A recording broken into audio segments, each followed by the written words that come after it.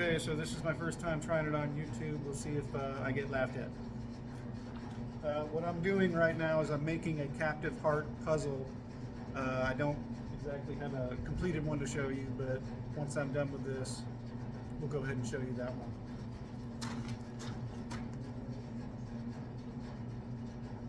You don't want to touch hot things without tongs, so as soon as I find those, here they are. My name is Ken, by the way.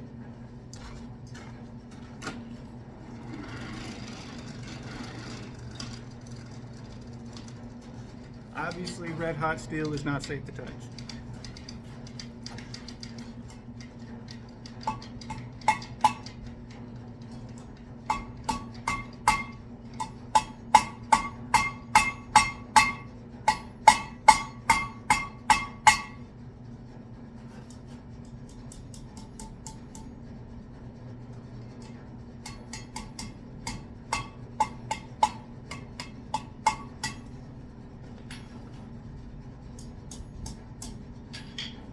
So essentially what I'm doing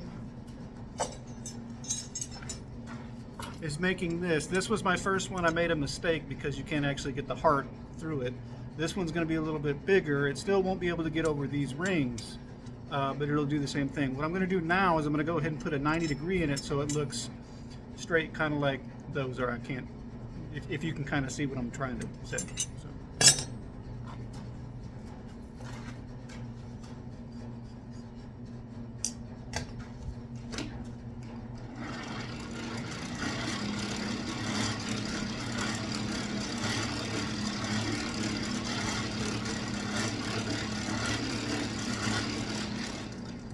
And who knows, if this gets a lot of likes, I may do other videos like this just so you can kind of see.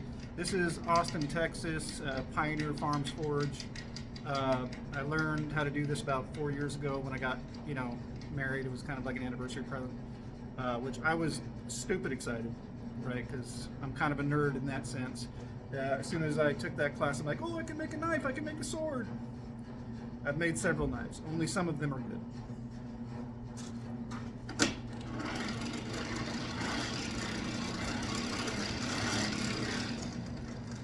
Anyway, while we're still heating, my problem with learning has always been books don't do it for me. I can't just transfer the knowledge in a book and put it into my brain. I have to see someone do it and then copy it. So what I'm doing now is copying what someone else had done and walking you through the steps.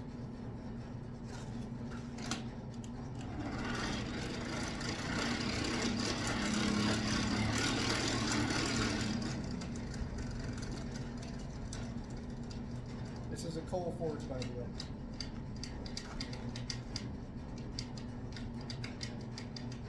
Now we got it good and hot. I'm going to go ahead and take it to the vise. Lock it down. I know you can't see me on my camera. That's all right.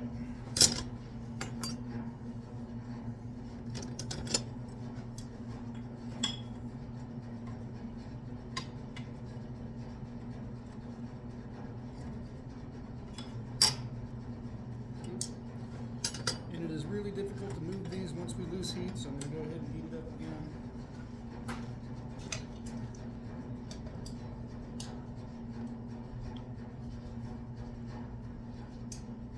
And while you're making these,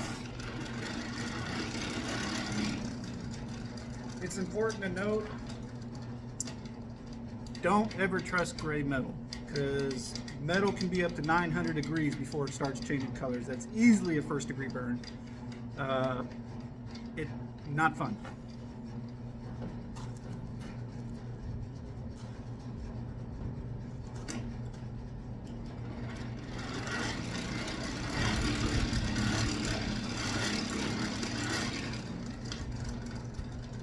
So what I'm doing right now, see if I can't kind of show you, because on my phone I don't have a fancy computer set up. So anyway, it's in the forge right now. We call that the Cave of Death. And there you go. All right, readjust. Hopefully it doesn't fall over. Okay.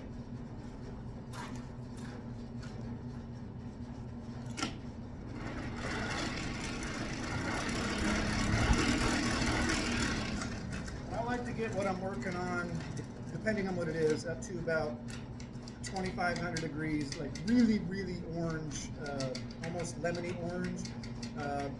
Gives me more time to work on it. All right.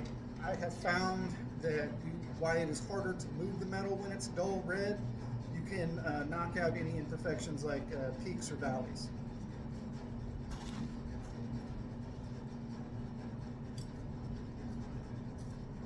That's a good color.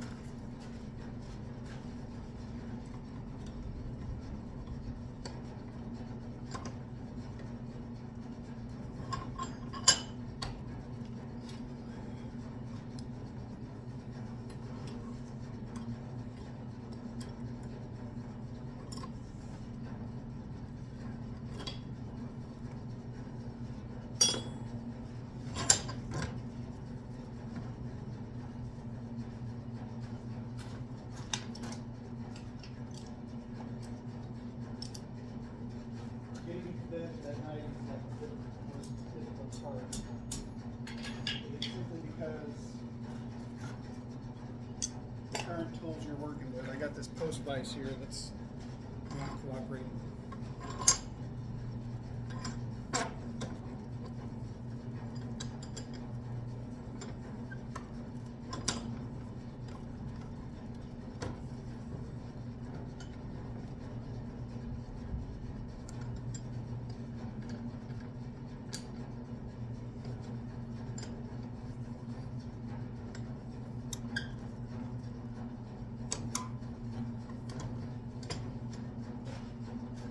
I'll make it work.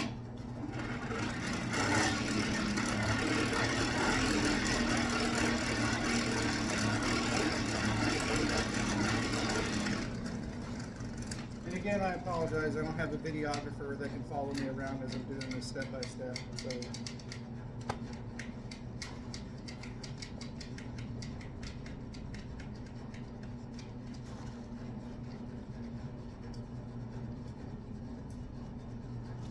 Try a little bit different.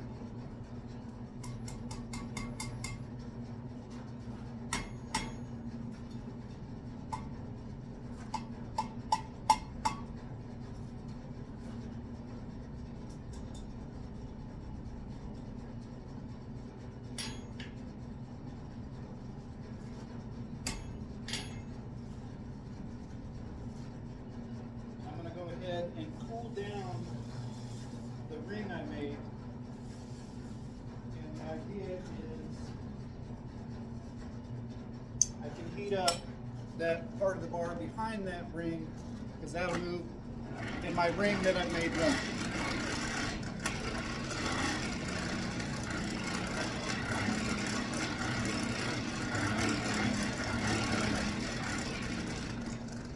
Probably should have said this first, but while that's heating up, there's three pieces to this puzzle. What I'm making right now is the U shape, and the reason this failed is because I was not paying attention to dimensions. This is measured at 18. It's supposed to be, no, this is 13 inches, and I went ahead and did it at, it's supposed to be 18, I did it at 13 inches because I wasn't paying attention.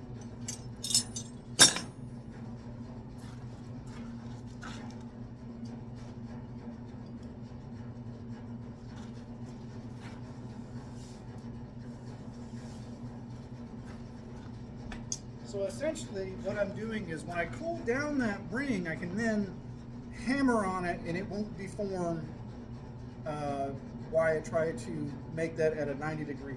The idea is you're supposed to be looking at it kind of like a lollipop, right? You got the round circle and then a straight line. That's what I'm going for.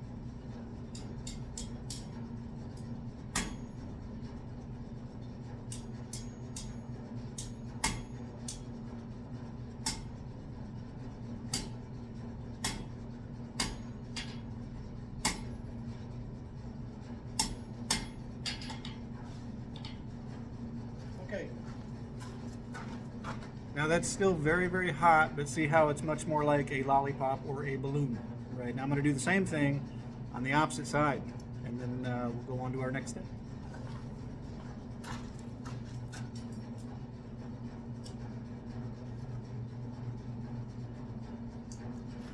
All right, so that's heating up, and I will see you when it's hot.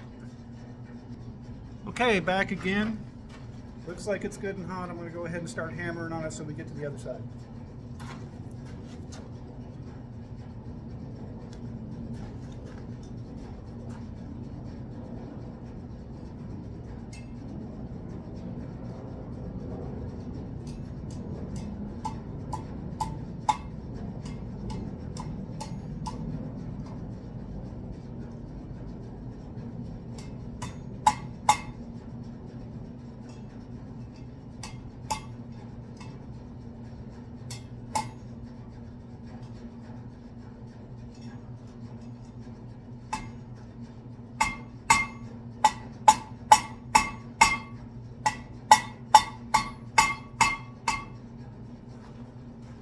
Alright, so I started cooling down, but you see it's got a little hook now. I'm going to go ahead and finish off the circle, but I got to heat it up first.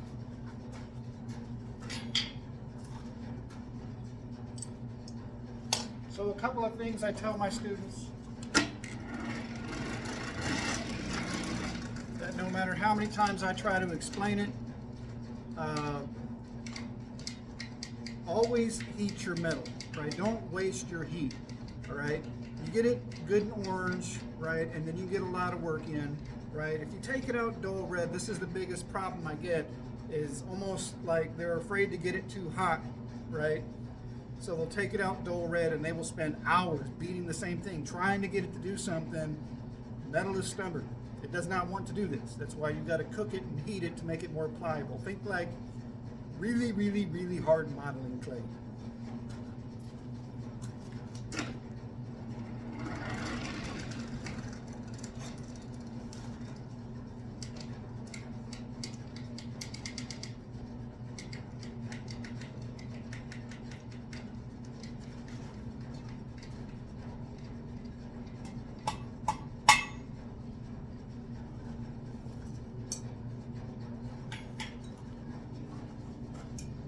I'm going to try a different pair of tongs.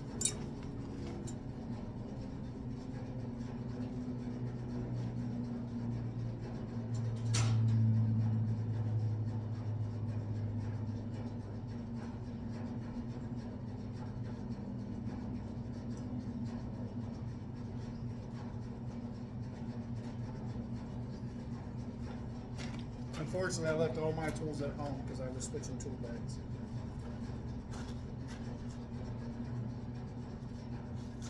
There, now I got a secure grip and I'm really visible.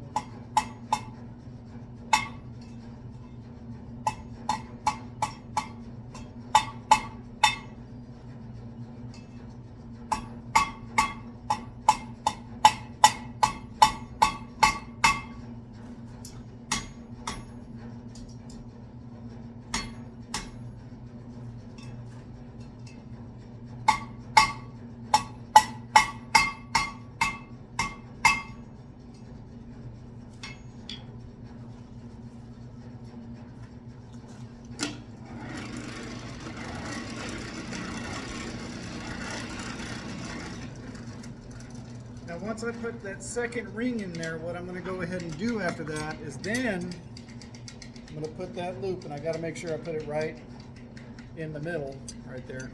Holding it up here off camera so you can't see it.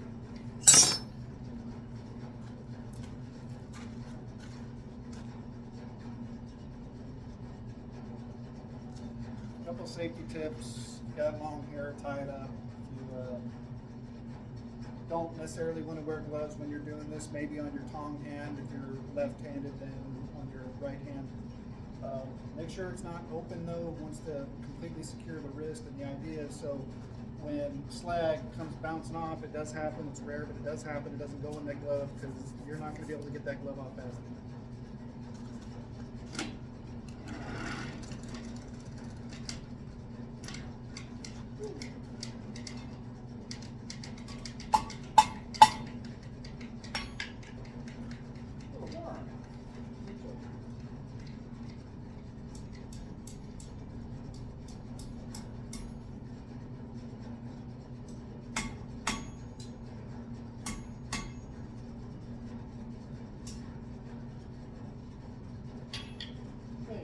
So I got my ring, and it's about the same size as the other one, but obviously we don't want it to look like a music note. We want it to look more like a popsicle, lollipop, whatever. So I'm going to go ahead and quench this tip. And then I'm going to heat up that backside like we did the previous one.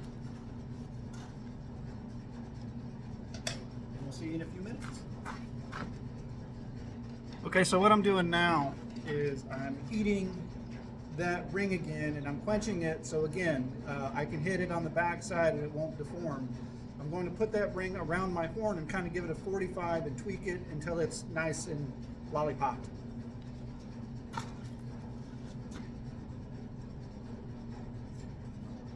Obviously, it's very hot. Now, if I hit that ring,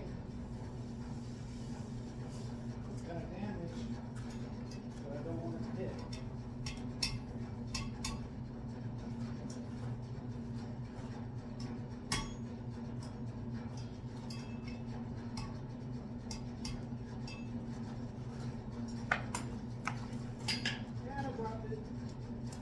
Okay.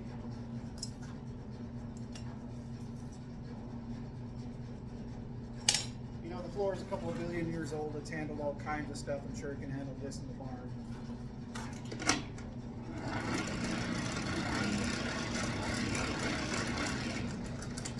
Which brings to another safety tip while we're here.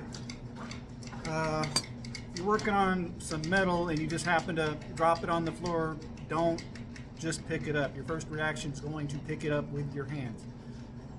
That's a good way to get hurt. Don't do that. Grab some tongs, pick it up. Never trust gray metal.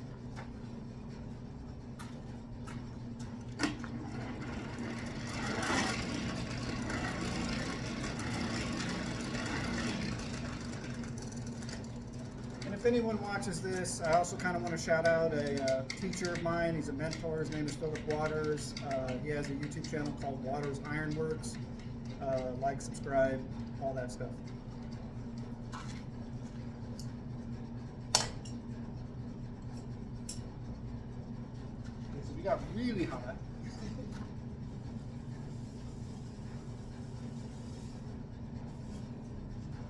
Okay.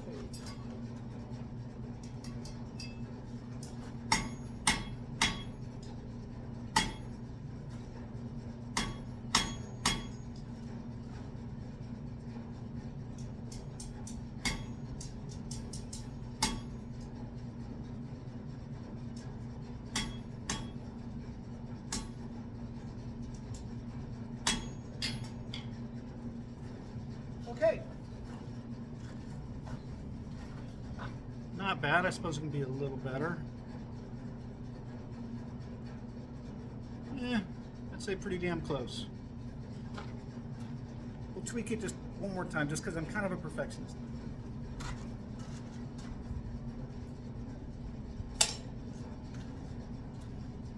Now, also worthy of note,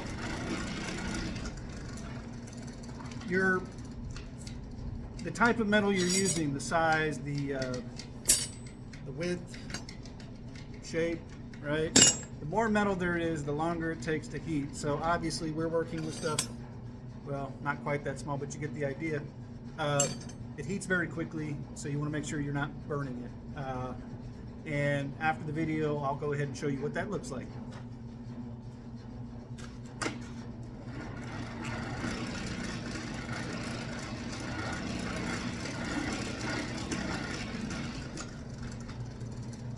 Now, I mean, if you do this and you don't get it the first time, don't let that spoil the mood. Eventually, it just takes practice. The more you do it, the more you get. I've had plenty of people come up to me after they've wrecked their work that they've spent all day doing, right?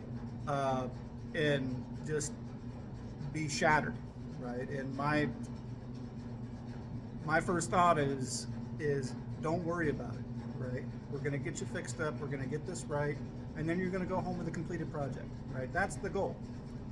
Then they see me do it, and I get it done in like 5 minutes. What took them 4 hours to do, I get it done in 5 minutes. And the question is like, how are you that good? I am not that good, right? I've just been doing it a little bit longer.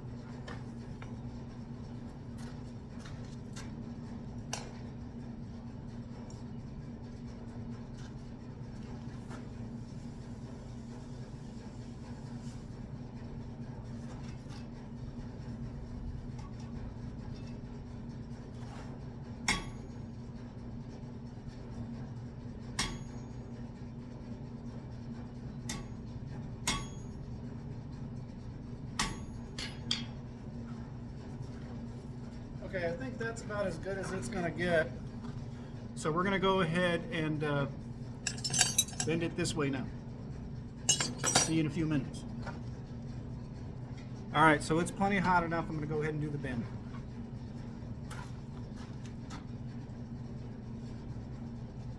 Right here in the middle. And the idea is we want the eyes to be lined up.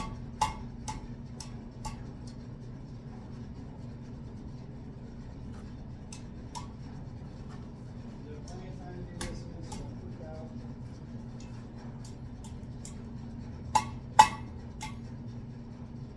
Line it's going one way, we should be going the other way.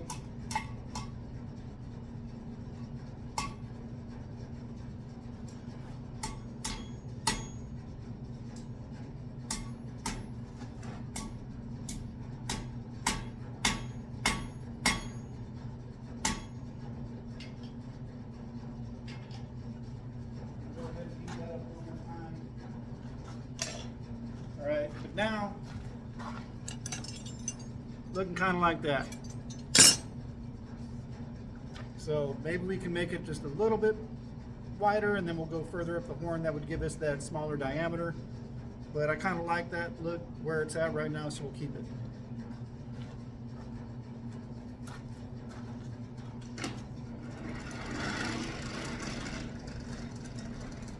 And the reason why I'm hitting it right now is I found a little kind of a hump in one of the sides, and I want to straighten that out. So it doesn't have to be super hot to do that.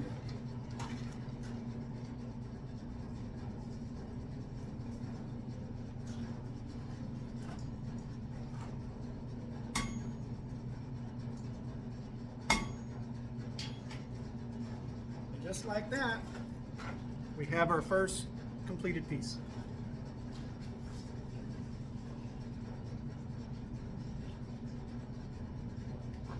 Alright, so when you're cooling off metal, you want to make sure it's safe to touch. The golden rule is if steam comes off it, evaporates right away, it's too hot. Right? But if you still see the glistening of water, it's safe to go ahead and tip touch. And obviously, that's nice and cool. So, part number one. Now I'm going to go ahead and heat up the second piece.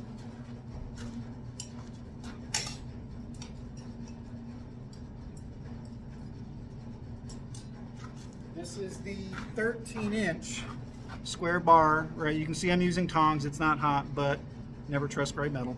And this is going to end up being that piece right there, right? If you can kind of imagine that. All right, I'm going to go heat up the one side, and then we'll go from there. So, see you in a minute. Okay, so it's about ready to come out of the fire. I am trying to keep this video short. I've never done one of these before, so bear with me. So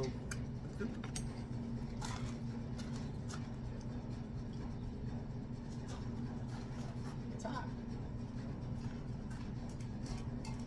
The important thing to remember when you're doing this is it cannot go through those rings from the previous piece. But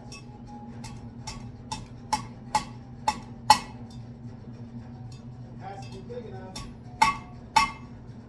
to allow the passage of the captive part. So we started cooling down. We're going to go ahead and heat it back up again. So basically, what we're going to do, as I said on the swage block, is we're going to go ahead and make one of these rings. Right? It then has to pass through before we bend this piece, which is frustrating, I'll be honest, right? But easy enough, right? It's going to pass through both these rings, right? Then we will bend this side to match this side, right? So it's got to come through here, right?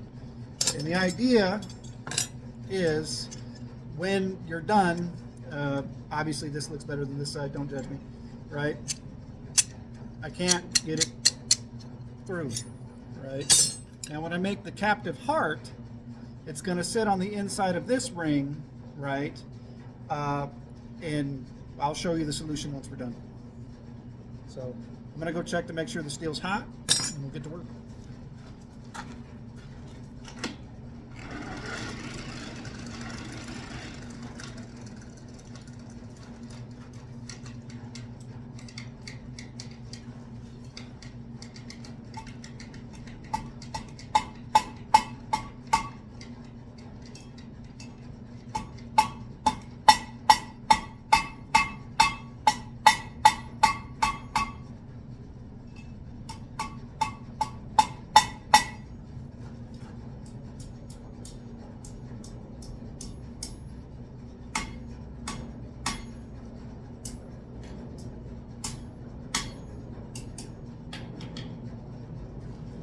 Okay, so we got our ring, and I think it's safe to say, just a second, ring,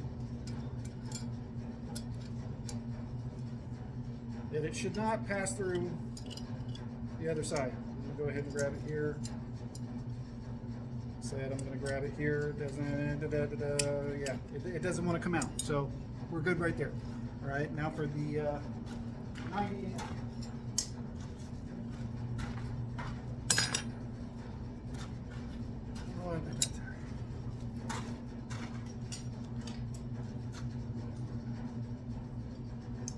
And just like the first side, we're going to go ahead and heat up that ring, but we want to quench it because we're going to go ahead and take that ring to do the bend. We need something to hit. So here we go again. See you in a minute. All right, it's hot enough to go ahead and start that bending process. Remember, we're quenching just the ring. So we can go ahead and get that nice bend in there.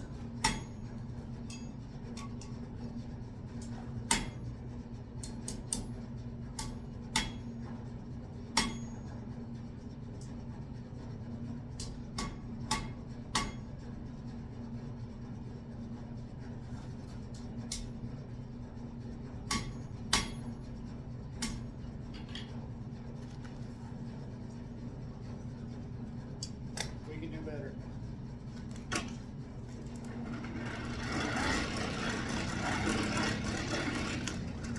Something I noticed when I was putting that little angle bend in there to make it straight is, even though I have quenched the ring, it's tweaking off a little bit, right? And the idea is we want the, I don't know if you can see it right here, this opening to be non-existent or as closed as possible. So that's kind of what we're going for right now. But before I do that, I want to fix that ring, tweak it back to where it's supposed to be, and then we will resume getting that 45 in there.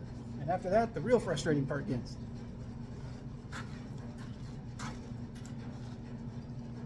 So they're definitely warm enough for me to go ahead and fix that little tweak.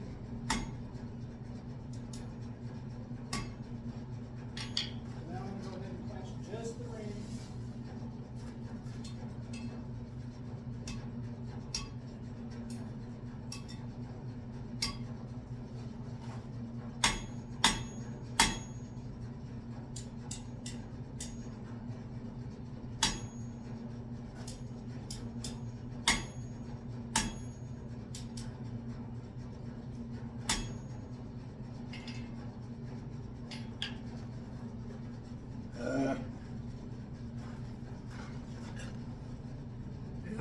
Again, perfectionist. Even though it looks okay, I'm not happy with it, so just bear with me. See you in a minute. Okay, so I got it pretty good. Right, I'm satisfied with it. It's now straight and it's more balloonish. I guess that's better than lollipop, balloonish. Anyway, I see you. We're going to go on to the next part. I'm not going to frustrate you with the part that is hard with this next one, and it's just keeping it on the ring and having to deal with this happening while you're working. So I'm going to go ahead and do it because you've seen me do this, and then show you the finished product when I'm done. All right, just a few minutes. Okay.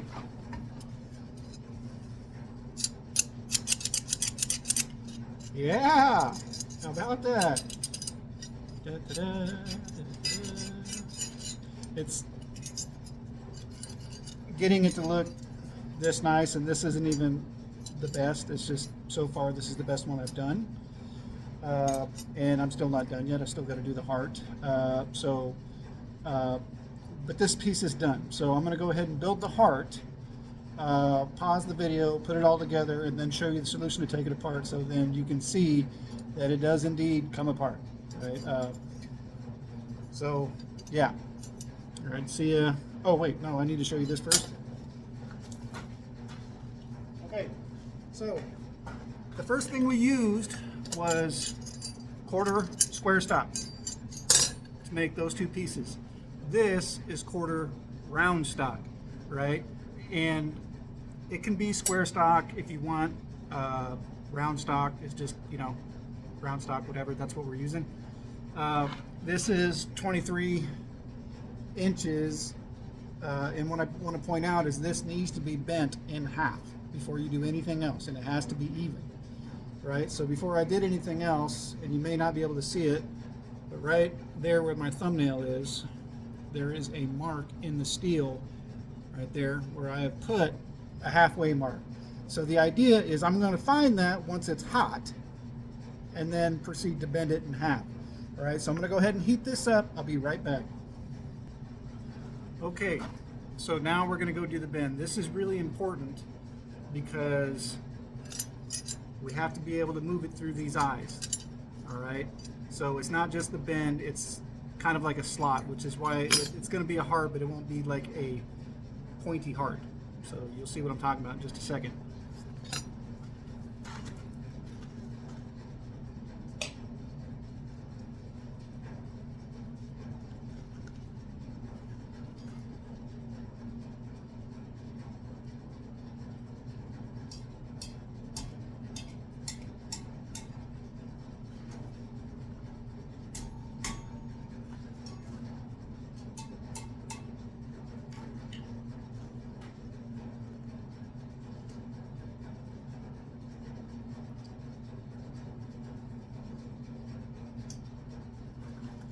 As you can see, they're not even. So I got some work to do. It won't take long. This happened to me the last time. I know how to fix it. Just a minute. Okay, so now we got it about the width we wanted apart. And this is important because it has to pass through, and it's part of the puzzle. I'll show you later. Anyway, now we're going to go ahead and take these. We're going to bend them right about in that area as I throw things around, and we're gonna fold them into our heart. Let's be back in a minute. All right, so we're making the heart, and what you didn't see, and I forgot to kind of show you, is the bend after you do the single, for lack of a better word, post, right? You have to bend the outer layers, and they need to be pretty close to even so that the ends of them come together, right? For a forge weld, or if you're skilled, a forge weld. If not, just super close together so that it's hard to pull it apart, because pull it apart, it comes off the ring, that kind of defeats the purpose. So I'm going to show you what I did, and then we'll go from there.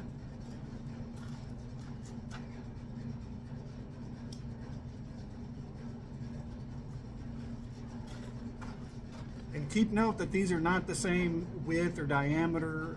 That's part of the thing here, is I have to make them even. So obviously the one on my right is a little bit thinner than the one on my left, and that's what I'm working on now, so I can make it even and they'll come together as one homogeneous piece.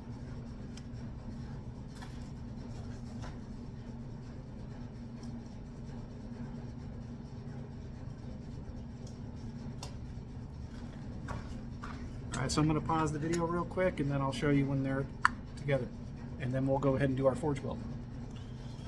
Okay, so now we got our heart, right? But those two pieces are not together. So what I'm going to go ahead and do is I'm going to go ahead and forge weld that so it's one solid piece. All right, I'm going to pause the video in a minute. But before I do that, the basic steps are, all right, each of these pieces or ends need to be not super flat, but kind of flat, right? So it looks like they're holding hands, right? So when you superheat it, right, then you're going to want to do light hammer strikes, and then, you know, make sure it's good and clean before you do, and then you can go ahead and tap it shut and it'll weld. So I'll be back in a few minutes. Okay, so not the greatest weld, but it's there. All right, now I'm going to go ahead and clean this up real quick and then attach it and then show you that it is meant to come apart. So, be right back. Okay, so clean it up a little bit, tap the part, it's on the ring, and as I said, I will show you how to do it. All right, so the solution is the eyes. All right, what you want to do is you want to grab it and take it and put it through this first eye of this ring. Right, then you're going to go ahead and drop this guy through, and it's free, just like that. All right, for my first YouTube video, I guess this wasn't too bad. Again, I'd like to go ahead and thank my mentor, Philip Waters. His channel is Waters Ironworks. I will try to figure out how to put a link in the description. Until then, also Balcones Forge. It's been a really cool group to work with. And there's some more people, but for now, we'll just leave it at that. I hope y'all have a great day and welcome. Oh, I forgot. I was going to show y'all how what burning steel looks like.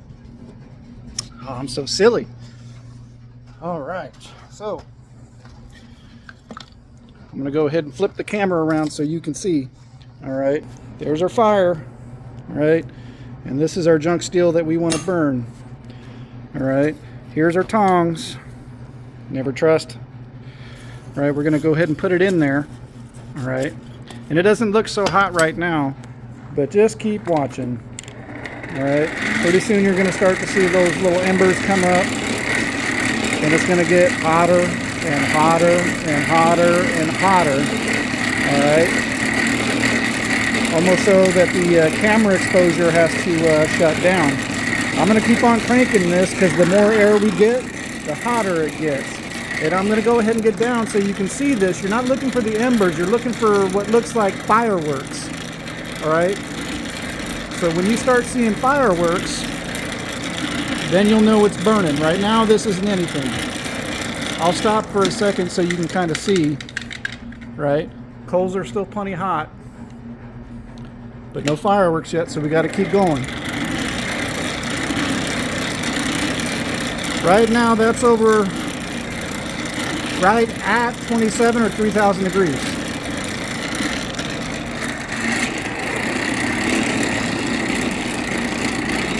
And normally I don't do this. I'm only doing this to kind of show you what burning metal looks like. So if you do this, you can kind of avoid it. The reason this happens a lot of the time is because when you're operating a coal forge and you're turning that crank, sometimes you get these distractions. All right, we're starting to see some fireworks now, but we're going to keep going hotter. Make it look like the 4th of July. And once your metal has got to the point to where it's melted, it's no good for that piece of it. And I mean, this is so hot right now, I can feel it from here and I'm about 3 feet away.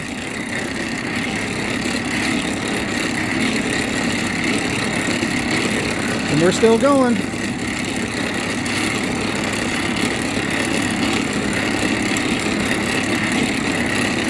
Better move the tongs away so we don't burn ourselves.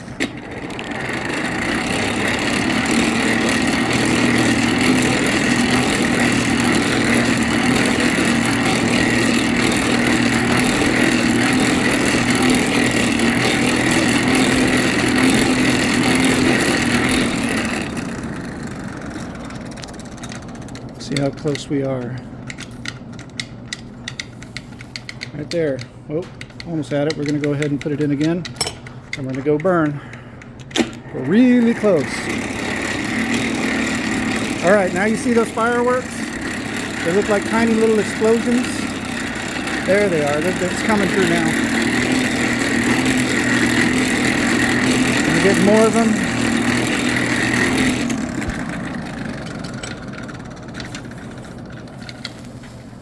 That's burning metal. Look how fast it takes to cool down. It's still hot in there. It can stay there. All right, guys, that's my first video. If I get, likes on this, I'll do more. But until then, my name is Ken, and I'll talk to y'all later.